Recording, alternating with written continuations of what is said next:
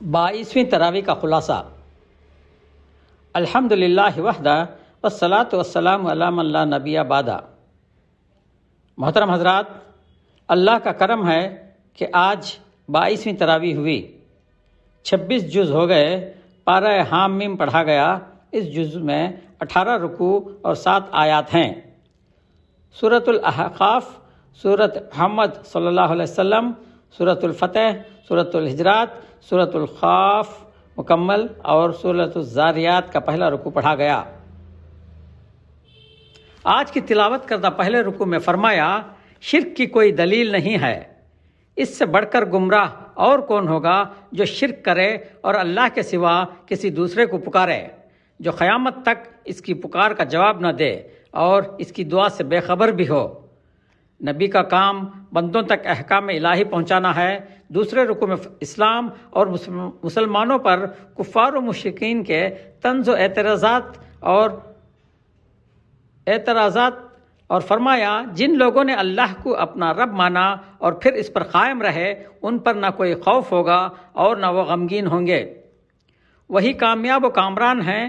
والدین کے ساتھ حسن سلوک کا حکم، ماں کے احسانات کا ذکر ہے، آخرت کی زندگی کا تذکرہ ہے۔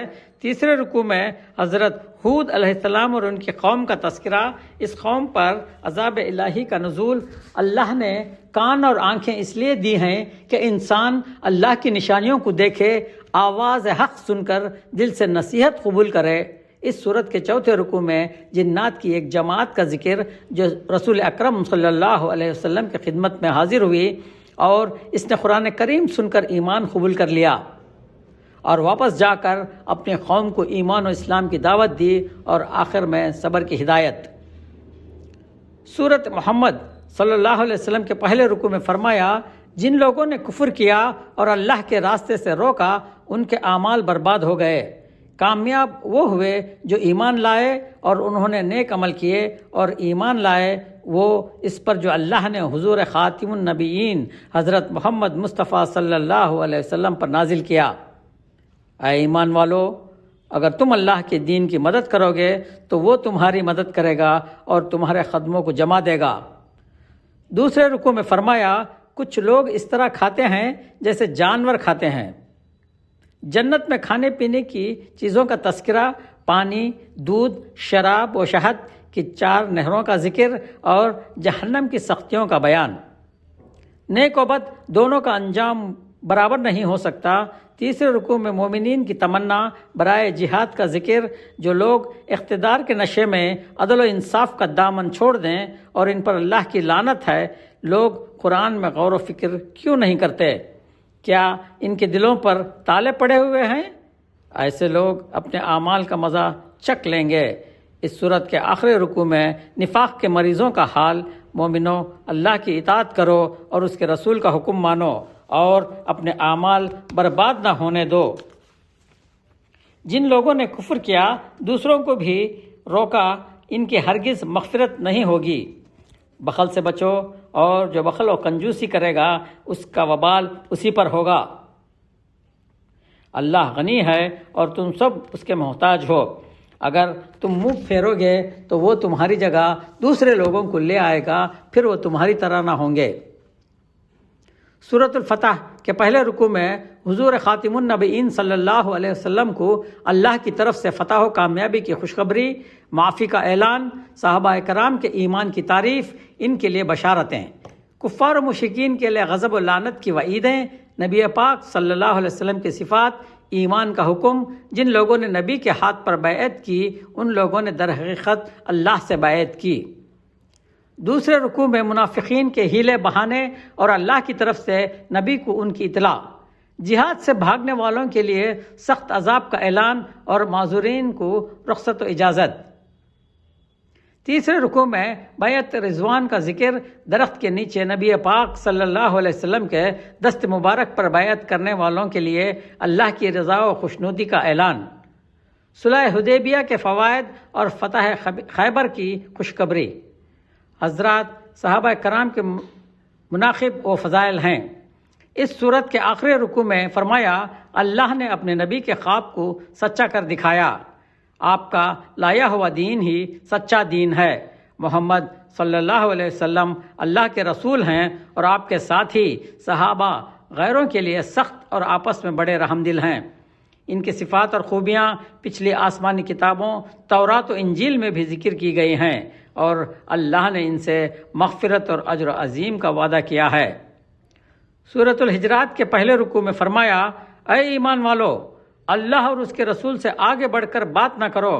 مومنو، تم نبی کی آواز سے اپنی آواز اونچی نہ کرو، ورنہ تمہارے اعمال برباد ہو جائیں گے اور تم کو خبر تک نہیں ہوگی۔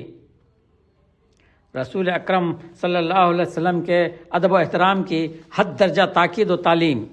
اے ایمان والو، اگر تمہارے پاس کوئی شریر آدمی کسی قسم کی خبر لائے تو اس کی تحقیق کرو، بغیر تحقیق کسی کے متعلق کچھ یقین نہ کرو، ورنہ تم نقصان اٹھاؤ گے۔ اگر دو جماعتوں میں اختلاف ہو جائے تو ان کے درمیان صلح صفائی کرا دو اور انصاف کی بات کہو۔ اللہ انصاف کرنے والوں کو پسند کرتا ہے۔ ایمان والے آپس میں بھائی ہیں اور وہ بھائی بن کر زندگی گزاریں۔ دوسرے رکوع میں فرمایا، اے ایمان والو، حقیر سمجھ کر کسی کا مذاق مت اڑاؤ، اور عورتیں بھی دوسری عورتوں کا مذاق نہ اڑائیں۔ ممکن ہے وہ بہتر ہوں جن کا مذاق اڑایا جاتا ہے۔ ایک دوسرے پر عیب نہ لگاؤ، کسی کو برے لقب اور خراب نام سے نہ پکارو، بدگمانی سے بچو، اچھا گمان رکھو، بعض گمان گناہ ہوتے ہیں، اور کسی کی جاسوسی مت کرو، ایک دوسرے کی غیبت مت کرو، غیبت کرنا اپنے مرے ہوئے بھائی کا گوشت کھانا ہے۔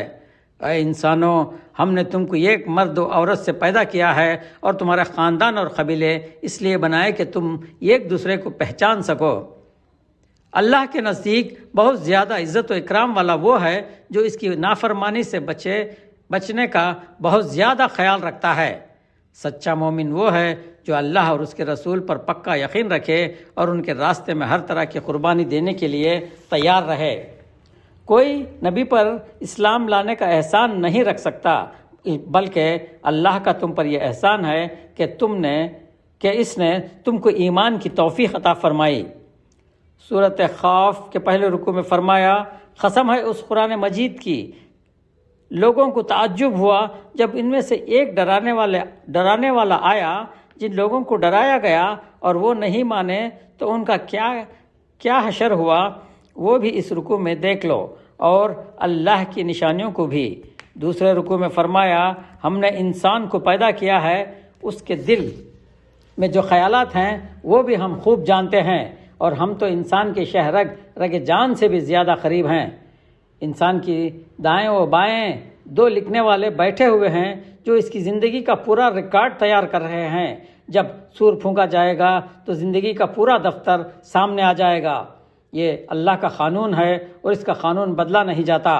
اس سورت کے آخری رکوع میں جہنم کی گفتگو، متقین کے لیے جنت کی قربت، پچھلے قوموں کی ہلاکت، دعا و تسبیح کے اوقات بتلائے۔ طلوع آفتاب سے پہلے اور غروب سے پہلے رات کے وقت اور سجدوں کے بعد اس قرآن کے ذریعے نصیحت کرنا جاری رکھو، جس کو خوف ہوگا وہ میرے عذاب سے ڈر جائے گا۔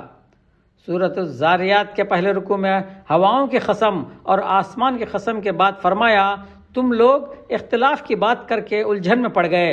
اختلاف کے فیصلے کا دن تو آ رہا ہے۔ مومنین کی صفات کہ وہ نیکیوں میں لگے رہتے ہیں، رات میں بہت کم سوتے ہیں اور سویرے سویرے استغفار کرتے ہیں، اور مال میں مانگنے والوں اور نہ مانگنے والوں کا حق سمجھ کر دیتے ہیں۔ زمین میں اور خود تمہارے اندر کتنی نشانیاں ہیں، اور اس جز کے آخری آیتوں میں حضرت ابراہیم علیہ السلام کے مہمان فرشتے بشکل انسان، بچھڑے کے بھنے ہوئے گوشت سے تواضع اور ان کا انکار، حضرت ابراہیم علیہ السلام کو بڑھاپے میں اولاد کی بشارت، اہلیہ صاحبہ کے تعجب پر فرشتوں کا یہ کہنا کہ اللہ کے لیے کوئی تعجب کی بات نہیں، وہ صاحب حکمت اور مراد جاننے والا ہے۔ وآخر دعوانا ان الحمد للہ رب العالمین۔